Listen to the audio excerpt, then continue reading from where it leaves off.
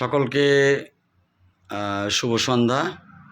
আমি আজকে একটা বিশেষ কারণে ভিডিওটা করছি। কারণ হচ্ছে যে আমার সামনে বসেছে আমার সোনামণি সাহেবা আজমি, ডাকনাম সিম্মি, ক্লাস 5-এ পড়ে। আমার সংগ্রাম হচ্ছে যে গ্রামের ছেলেমেয়েদেরকে সুশিক্ষিত করে তাদের লক্ষ্যে পৌঁছানো। এটাই হচ্ছে আমার ভিডিও করার মূল উদ্দেশ্য। তো আপনারা প্লিজ সকলে ভিডিওটি শেয়ার করে দেবেন এবং সাবস্ক্রাইব করতে ভুলবেন না। কারণ হচ্ছে যে আপনাদের সাবস্ক্রাইবের কারণে যদি অসহায় কোনো পড়ুয়া যারা পড়াশোনায় খুব ভালো অথচ টাকা পয়সার অভাবে পড়াশোনা করতে পারছে না, তাদের পাশে দাঁড়ানোর জন্য আমার এই ইউটিউব চ্যানেল খোলা। সেই জন্য সকলকে ধন্যবাদ। আজকে ক্লাস 5-এ আমার সোনামণির একটা অঙ্ক, বেশ কয়েকটা অঙ্ক আমি সোনামণিকে শেখানোর জন্য ভিডিওটা করলাম। সকলে আপনারা লক্ষ্য করবেন, আমি আব্দুস সাত্তার, একজন মাস্টারমশাই, প্যারা টিচার। তো সকলে নিশ্চয় উপকৃত হবেন এবং আপনার ছেলে মেয়ে যদি ক্লাস 5-এ পড়ে বা 4-এ পড়ে তাহলে এই ভিডিওটা অবশ্যই দেখাবেন। আমি এখন চলে যাচ্ছি অঙ্কের সমাধানে। আপনারা দেখুন, প্রথমে হচ্ছে যে আমি কোশ্চেনের দিকে যাই। কোশ্চেনে এখানে লেখা আছে, দেখুন আপনারা, নিচের সংখ্যাগুলির সঙ্গে তাদের গসাগু এবং লসাগুর মধ্যে সম্পর্ক নির্ণয় করি। তাহলে গসাগু এবং লসাগু, গসাগু অ্যাকচুয়ালি গসাগু হচ্ছে যে গসাগু কাকে বলবো, যে গরিষ্ঠ সাধারণ গুণনীয়ককে আমরা গসাগু বলবো। আমি এখানে সম্পূর্ণ নাম লিখে রেখেছি, আপনারা দেখুন যে গসাগু হচ্ছে গরিষ্ঠ সাধারণ গুণনীয়ক এবং লসাগু হচ্ছে লঘিষ্ঠ সাধারণ গুণিতক। তাহলে আমি যখন অঙ্কটা করতে চলেছি যে এখানে আপনারা সকলে লক্ষ্য করছেন যে 14 এবং 21 এর গসাগু এবং লসাগুর মধ্যে সম্পর্ক নির্ণয় করি। তাহলে আমাকে প্রথমে জানতে হবে যে গসাগু কত, এর লসাগু কত।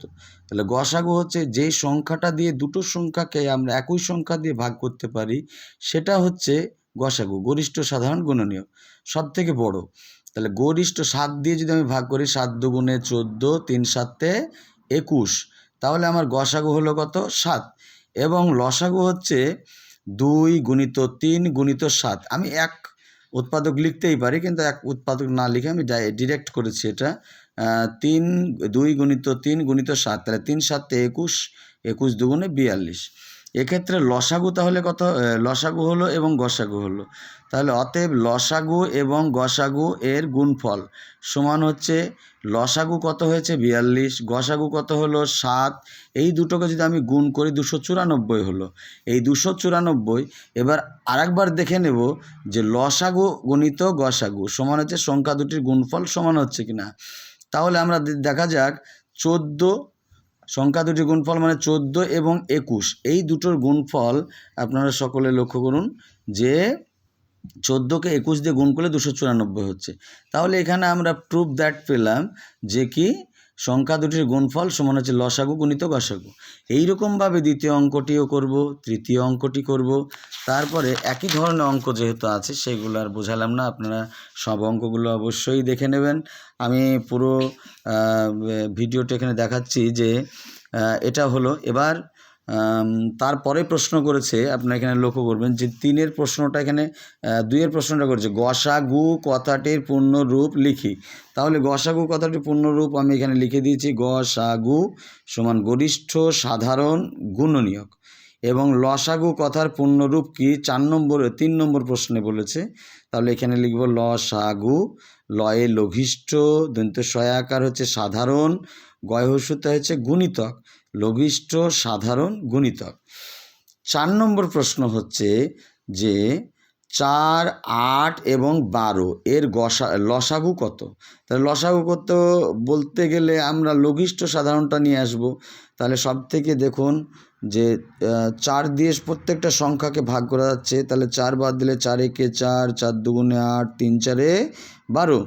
অতএব লসাগু সমান হচ্ছে, প্রথমে লিখব 1 গুণিত 2 গুণিত 3 গুণিত 4।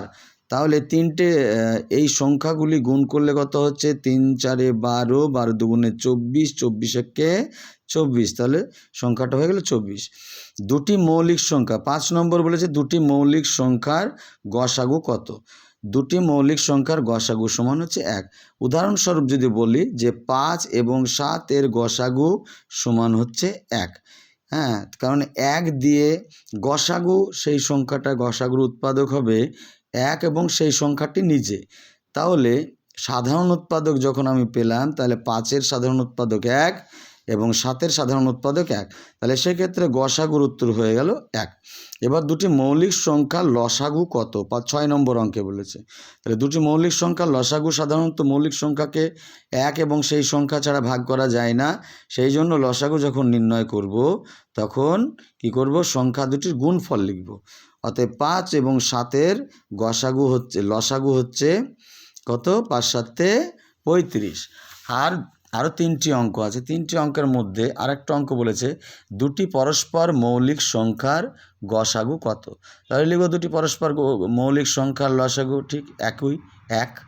দুটি পরস্পর মৌলিক সংখ্যার লসাগু সমান হচ্ছে সংখ্যা দুটির গুণফল, যেমন 5 আর 7-এর লসাগু হচ্ছে 5 7 35।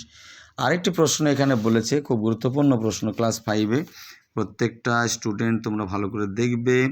দুটি সংখ্যার গসাগু এবং গসাগু হচ্ছে 5 আর লসাগু কত, 60। দুটি সংখ্যার গসাগু 5 এবং লসাগু হচ্ছে 60। একটি সংখ্যা 15 হলে অন্য সংখ্যাটি কত হবে।